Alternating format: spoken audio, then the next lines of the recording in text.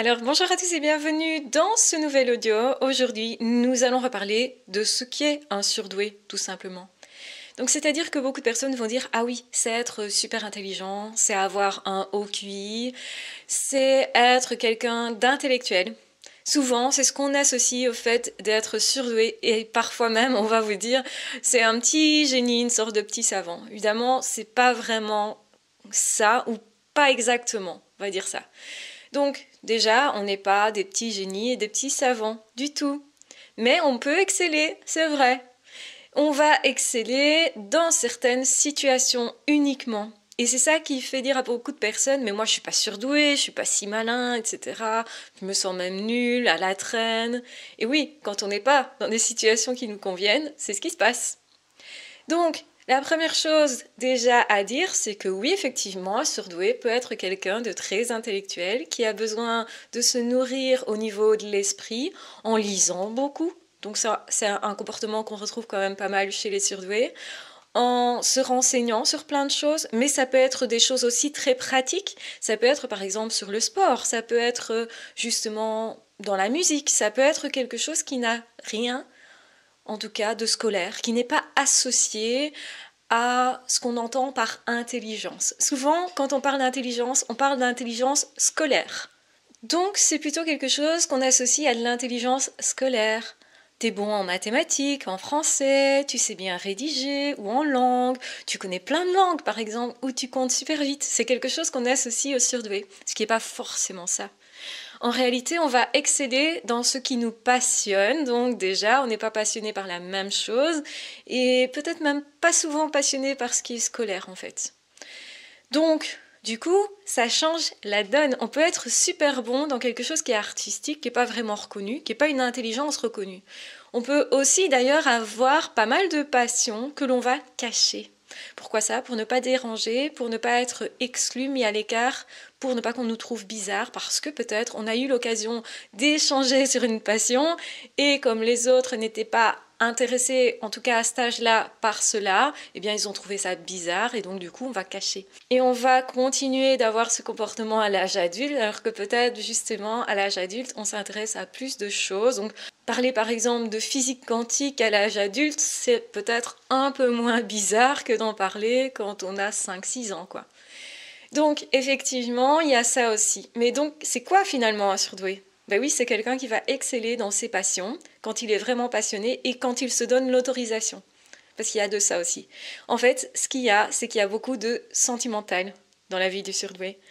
Donc, entendez par là, une passion, c'est forcément sentimental et c'est aussi lié à comment je vais me positionner par rapport aux autres. Donc, la relation à l'autre, elle intervient toujours dans le est-ce que j'excelle ou pas.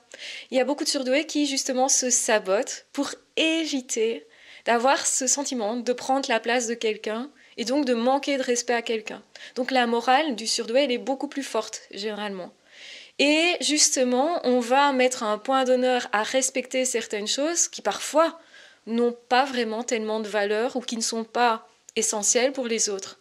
Donc on peut tout à fait faire quelque chose, se comporter d'une façon en se disant comme ça, je ne vais pas faire du mal à cet ami-là que j'apprécie particulièrement. Alors qu'en fait, si on pose la question à l'ami en question, ben, l'ami en question, il ne trouverait pas ça bizarre et il ne trouverait pas ça offensant. Donc, eh bien, on peut se poser la question, mais c'est quoi finalement un surdoué? Ah oui, c'est quelqu'un qui est passionné, qui a beaucoup de sentiments, de sensations aussi, qui est beaucoup dans ses émotions, beaucoup rattaché aux autres. Donc, c'est un être relationnel, c'est pas assez souvent dit, je pense que c'est même quasi rarement dit, et c'est aussi un être qui est donc hypersensible à soi-même, à l'environnement, à la passion justement, et à l'autre, et hypersensible aussi, certainement, à tout ce qui est théorie déjà inventée, trouvée, il peut s'emballer très vite. C'est ça que j'entends par hypersensible. Il y a ce côté émotionnellement hypersensible, mais c'est aussi hypersensible au monde, à ce qu'on reçoit. Donc c'est quelqu'un qui reçoit beaucoup plus d'informations, qui va les capter plus vite et va aussi les interpréter, les analyser et y réagir plus vite. C'est tout ça, l'hypersensibilité. Donc, on en est où? Eh bien, un surdoué, c'est quelqu'un qui effectivement peut être très intellectuel, qui peut exceller quand il est passionné, donc qui a beaucoup d'émotions, qui est un HPE, du coup, très émotif. Donc c'est une forme aussi d'intelligence, qui est aussi une intelligence relationnelle, qui va donc réagir très fortement à son environnement dû à l'hypersensibilité, réagir aussi à ce qui est intérieur à lui et extérieur à lui. Donc il y a beaucoup de formes d'hypersensibilité finalement. Et c'est aussi quelqu'un qui est très créatif. Et ça aussi, c'est pas quelque chose qu'on prend en compte généralement quand on définit le surdoué. Généralement, on va dire juste c'est quelqu'un qui a un grand QI, c'est tout. Et c'est quelqu'un qui peut exceller au niveau intellectuel. Et finalement, c'est tout. Alors qu'en fait, parfois, le surdoué, il excelle non pas au niveau vraiment purement intellectuel, mais plutôt au niveau relationnel ou au niveau justement dans l'art, donc quelque chose qui est moins matériel.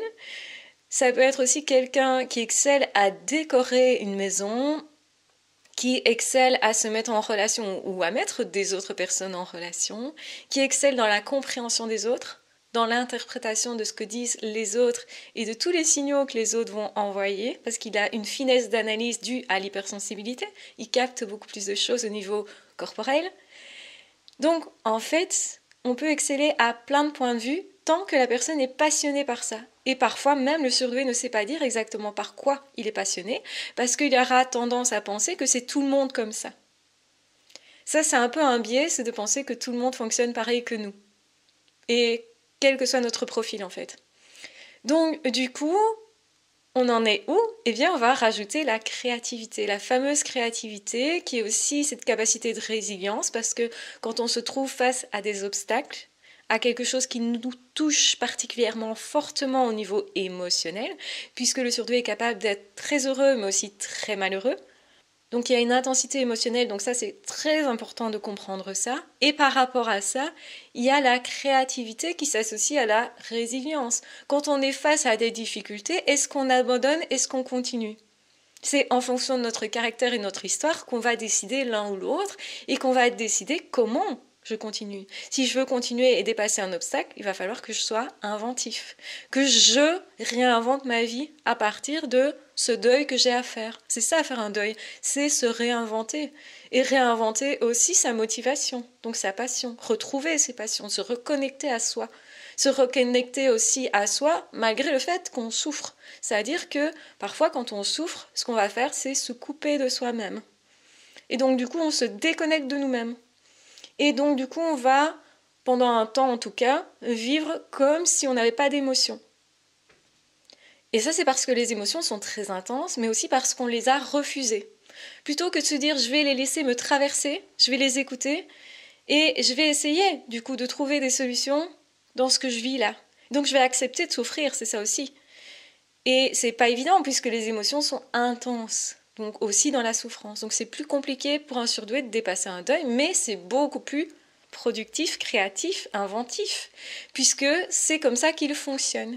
Et comme tout ce qui le touche profondément est proche des passions, eh bien toutes les blessures qu'il aura vécues vont donner possiblement naissance à une passion.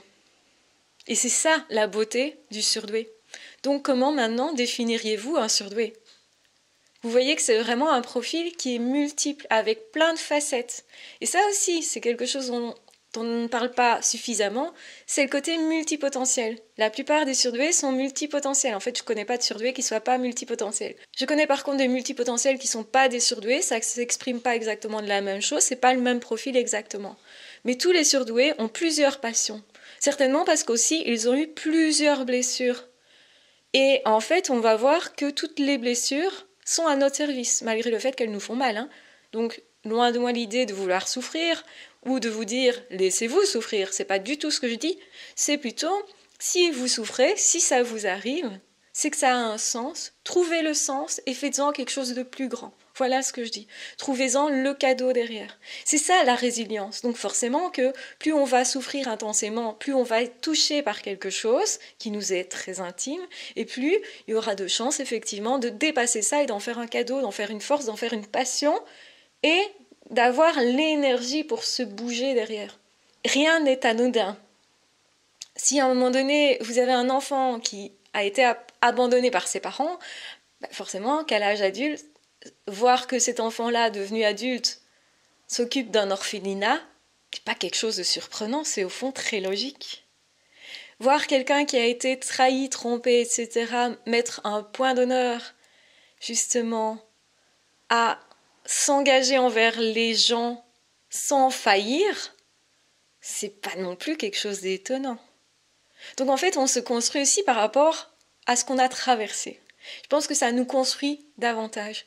Souvent, les personnes qui ont rencontré des cheminements tels que cela vont dire « c'était la pire chose qui me soit arrivée et en même temps la meilleure ». Parce que ça m'a transformée. C'est vraiment le papillon qui se transforme, qui passe de chrysalide à papillon justement, et qui apprend à voler alors qu'avant il ne savait pas voler. Donc on n'était qu'une chenille et puis on devient papillon. Et effectivement, qu'un surdoué, c'est ça. C'est quelqu'un qui peut potentiellement se transformer, qui peut aussi potentiellement souffrir et rester bloqué. Ce que je ne veux pas. J'espère vous ouvrir suffisamment la voie pour vous montrer que c'est possible, parce que souvent ce qui manque aux surdoués, c'est l'espoir de voir que oui, c'est possible, et voir que d'autres personnes l'ont fait, va lui donner la motivation de chercher comment moi je vais faire pour dépasser tout ça, pour justement qu'ils aillent s'épanouir. Un surdoué qui s'épanouit, normalement, va en inspirer plus d'un pour qu'il s'épanouisse à nouveau. Et donc il y a une boucle à ça, si vous voulez. Donc c'est un peu comme les dominos. Quand un s'épanouit, d'autres à côté vont s'épanouir aussi, de plus en plus. Et c'est ça qui a une puissance incroyable, c'est que ça va aussi inspirer des personnes qui ne le sont pas, qui vont dire « mais comment cette personne s'est relevée de ça ?» C'est qu'il y a cette possibilité.